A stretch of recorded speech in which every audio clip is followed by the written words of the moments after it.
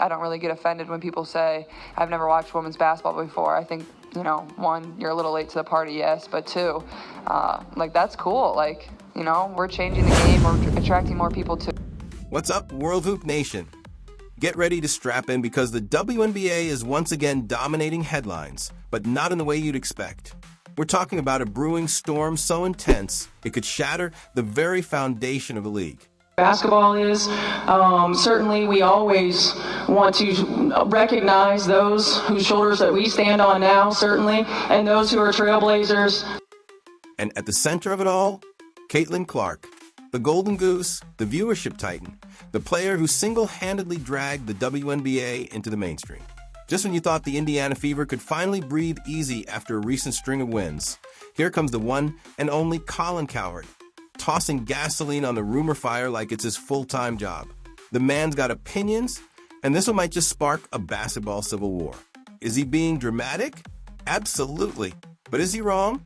Well, that, my friends, is where things get spicy. Try to play a little bit better and give yourself as great, and you have an opportunity to come back the next game and, try to play a little bit better and give yourself a chance to take it back home and win. Because the whispers about trading Caitlin Clark are no longer just whispers. They're a real conversation, and if the WNBA goes down this road, it won't just be the Fever in trouble. It'll be the entire league in a glorious blaze of mismanagement and chaos. Let's rewind for a second. Caitlin Clark, the player who has shattered every viewership record, sold out arenas, and put the WNBA on the national map, just finished 9th in player all-star voting. 9th. She even finished behind one of her own teammates. The pettiness, as Cowherd points out, knows no bounds. For years, WNBA players cried foul, lamenting sexism, lack of promotion, and underappreciation. And then they get the literal golden goose, the once-in-a-generation talent. And they don't like what she looks like. They wanted private jets, more popularity, sold-out arenas. They got it all with Clark. And instead of riding that wave, instead of embracing the phenomenon, they're inventing new ways to self-sabotage like it's a competitive sport. Forget roster building or organic fan growth. They've moved on to organized plot twists. And this time, the genius idea floating around is to ship Caitlin Clark off like she's a tradable Pokemon card and call it strategy.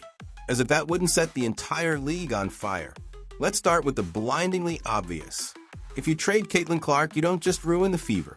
You crater the league's one guaranteed cash cow. This isn't about losing a player. It's about losing the storyline. Clark isn't just dribbling a ball. She's dragging an entire franchise and, let's be honest, half the WNBA into relevance with her bare hands. Every ticket sold, every jersey printed, every headline scribbled. It's got her fingerprints all over it. A university professor in finance even looked into her value and concluded that last season, as a rookie on the worst team in the league, Caitlin Clark was responsible for an astonishing 26.12% of all WNBA economic activity. She's got an 8-year, $128 million deal with Nike.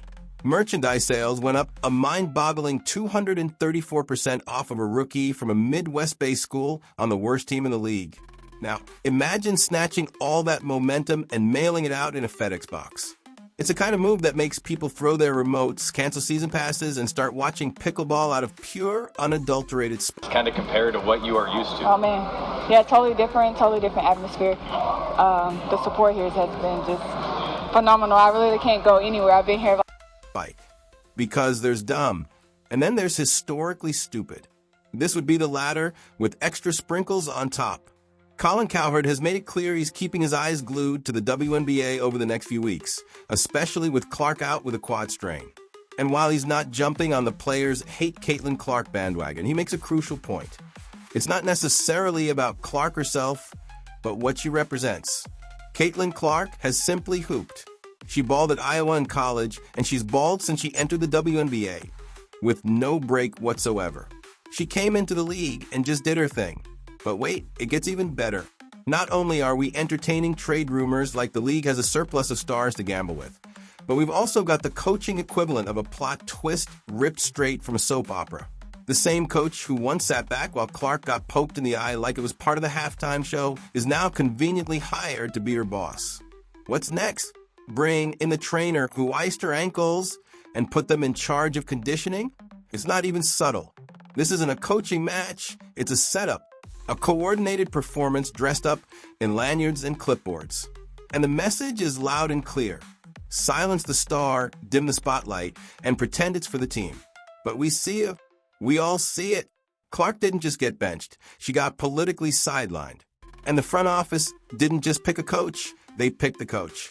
The one with a suspiciously familiar resume of selective justice and passive-aggressive bench rotations.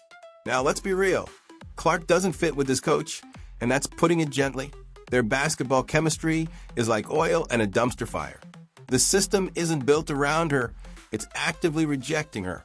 This isn't a clash of styles. It's a cold war in sneakers. And the fallout is visible every time she's yanked from the game while a random bench warmer logs minutes like it's charity work.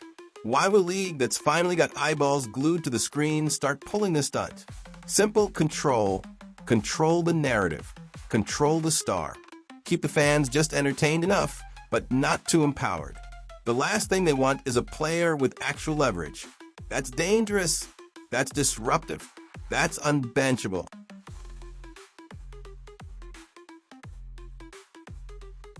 So what do you do when you can't stop the momentum? You hire someone who can.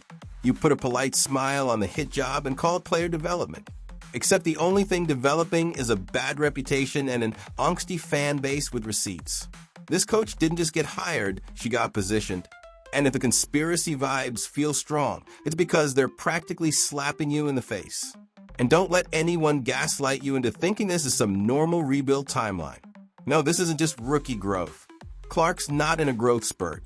She's in timeout like a toddler who dared to color outside the lines. Because make no mistake, this isn't about basketball. This is personal, strategic, and very, very political. And here's the kicker. Everyone's acting like this coach is just playing it safe, like there's some grand plan. But safe would mean using the best scorer you've got, not duct taping her talent and hoping fans won't notice. Clark doesn't even get the consistent star whistle. The league, and frankly the officials, seem to be figuring out how to officiate her. This isn't chess, it's sabotage with a whistle. The fans see it, the broadcasters see it.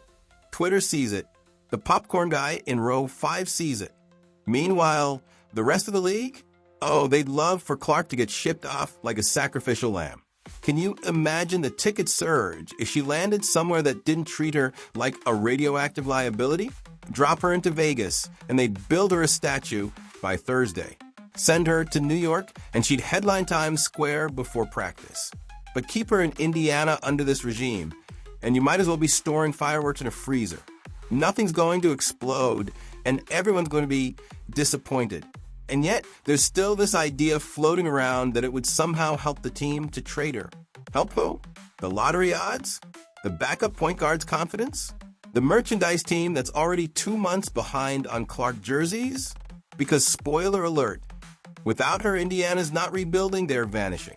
Clark is the only reason national networks are dragging WNBA highlights out of the editing bay. She's why middle-aged dudes with no idea how the draft works are suddenly experts on pick-and-roll defense. You don't trade that. You protect it like it's the Ark of the Covenant. She is the golden goose laying those golden eggs for the WNBA to prosper. And yet, so often, we notice that the WNBA is resisting this golden goose, resisting this bump, this force of nature that is Caitlin Clark. What's behind that? Jealousy, envy, pettiness, all of the above, and more. If you were trying to crush that momentum, benching her would be a great start. And hiring her basketball nemesis? That would be the icing on that nuclear cake. You just have to make sure it looks professional. Lots of press conferences, plenty of buzzwords like versatility and system fit. Keep the optics clean while the sabotage runs deep. It's actually impressive how calculated it all seems. Like someone in a suit sat down and said, let's hire the only person in the league who could possibly make Caitlin Clark look replaceable. Because that's the mission. Break the hype, flatten the curve, restore the old hierarchy. And if a few games get lost in the process, collateral damage. So let's not pretend this is about patience or rookie mistakes. This is about power. Power the league doesn't want concentrated in one player. Power the front office doesn't want walking into press rooms and owning headlines. Power that threatens the status quo with every no-look pass and step-back three. The league could have embraced it. They could have ridden the wave and let the magic happen. But instead, they built a dam and hired a lifeguard to stand there with a clipboard, pretending there's no water behind it. Trading her wouldn't just be an error, it would be a declaration, a loud, flaming middle finger to progress, fans, and the very future of the league. And guess what? People wouldn't just tune out, they'd walk away. Because it turns out watching greatness get mismanaged like a clearance sale isn't very entertaining. And the player vote? That's where the real head-scratcher comes in. Fans ranked her number 1, media ranked her number 3, which makes sense given her impact and current performance. But players? She finished 9th among guards. 9th. As Dick Vitale passionately ranted, it's pure jealousy. Someday, these players will realize what she has done for them. They now have chartered planes, increased salaries, sold-out crowds, improved TV ratings. Stop being jealous haters on Caitlin. What do you think, World Hoop Nation? Is Colin Cowherd onto something? Is the WNBA truly fumbling its biggest star? Let us know your thoughts in the comments below. Don't forget to like this video, subscribe to World Hoop for more explosive basketball takes, and hit that notification bell so you never miss a beat. Click the video on your screen right now for more compelling basketball content. And we'll see you in the next one.